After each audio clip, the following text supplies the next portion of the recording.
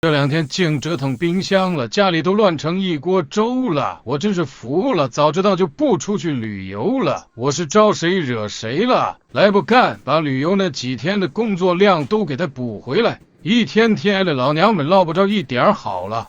那昨天发了没舍得买冰箱，那又有人喷我了，说出去旅游花个2、3万不在乎，买个冰箱花2、3千舍不得了。是大哥你没事儿吧？那是一回事儿吗？咱出去旅游花钱那是因为看风景，花钱买咱自己开心高兴，这冰箱好好的，咱再花那冤枉钱干啥呀？这谁家钱也不是大风刮来的，能拯救咱就尽力拯救，拯救不了那再说呗。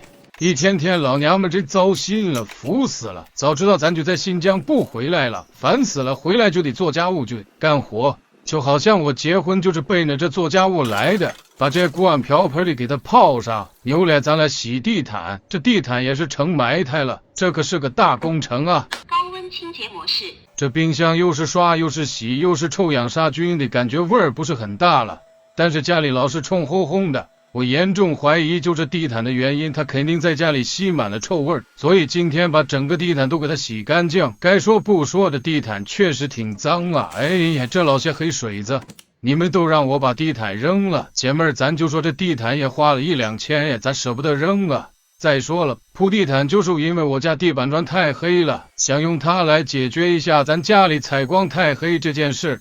这玩意就得1个月左右洗一次，一次也就半个小时。哎呀，我这玩意儿费胳膊，但是它洗的是真干净啊！你瞅我3下5除2，小小地毯轻松拿下。自从从新疆回来，我就后悔呀，姐妹们，你们出门一定检查好冰箱的电源呀，再来处理一下。蒸汽杀菌模式，这不洗地毯我都忘了这个地毯机还有蒸汽杀菌模式了。这2天也属实是被这臭味给熏着，头晕眼花的，整得我俩都食欲不振了。这2天哭哭瘦啊。反正这次我是被冰箱给背刺了，就地上这些收纳盒也不能老是摆在这儿啊，今天都给它安上吧。还有姊妹说冰箱通上电就能自动除臭，这我今天都给它安上，然后给它通上电试试。不看评论区不知道，一看评论区吓一跳啊，那么多人都家里断过电。哎，这调料盒也回去。行吧，小小冰箱轻松拿下。这次去新疆，我们俩为了省钱都住车上了，我没地方洗澡，天天逮着那个洗脸巾蘸着水擦身体，就为了省那俩窝囊费。万万没想到啊，冰箱搁家里偷偷断电了。哎呀，我里面囤那些好东西都臭了，损失了1000多元子。评论区姐妹多损呀！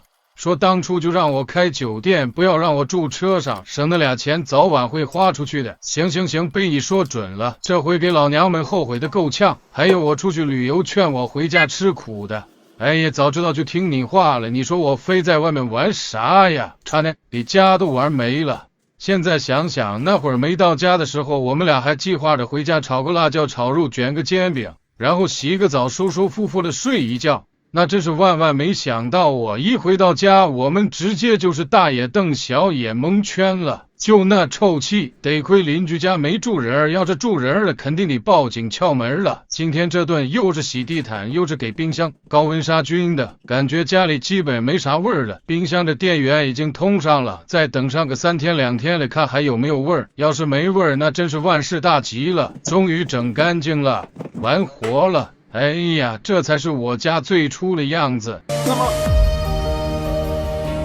Game over, game over.